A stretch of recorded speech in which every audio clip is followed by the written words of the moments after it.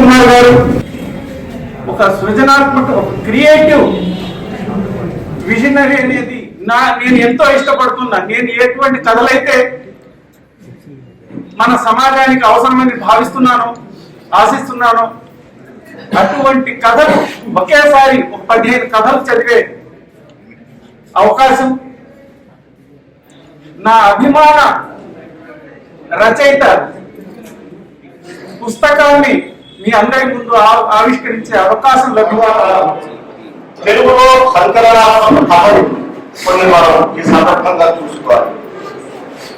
ఇలాంటి తపాలు వస్తే అని చెప్పి శ్రీపాద సుబ్రహ్మణ్య శాస్త్రి గారు ఆయన రాసిన జాతీయోత్తమ కాలంలో ఆ కథ ఒక సంచలనాన్ని తీసుకుని వచ్చారు.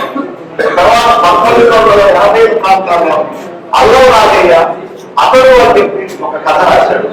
అది కూడా ఒక ఆత్మహత్యం లేక ఒక తీవ్రవాద లేఖకు సంబంధించిన ఒక కథ. అది కూడా చిన్న పుస్తకంగా వచ్చి ఆ రాజు సాహిత్య రూపంలో ఒక సంచలనాన్ని సాగింది. తర్వాత 2013లో మన సునీల్ కుమార్ గారు రాసిన షూ కథ కూడా అటువంటి సంచలనాన్ని తెలుగు నాట కలిగించింది. ఆ పుస్తకం ఒక చిన్న పుస్తకంగా నిర్వహించి అది 50,000 కాపీలు ఇప్పటికి చెల్లిపోయాయి. కొన్ని లక్షల మంది కథలు చదివి ఆస్వాదించారు.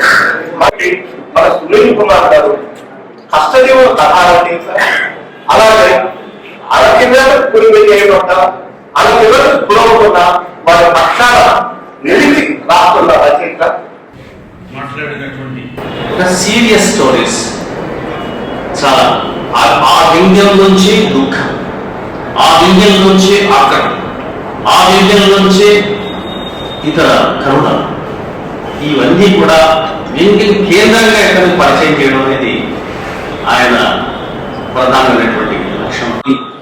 బీసీల మీద, ఎస్సీల మీద, ఎస్టీల మీద ఎన్ని జోకులు, ఎన్ని సాగులు మనం ఆ విధంగా ఉన్నాం. దానికి కౌంటర్ ఈ వ్యంగ్యం. అదే సునీల్ కుమార్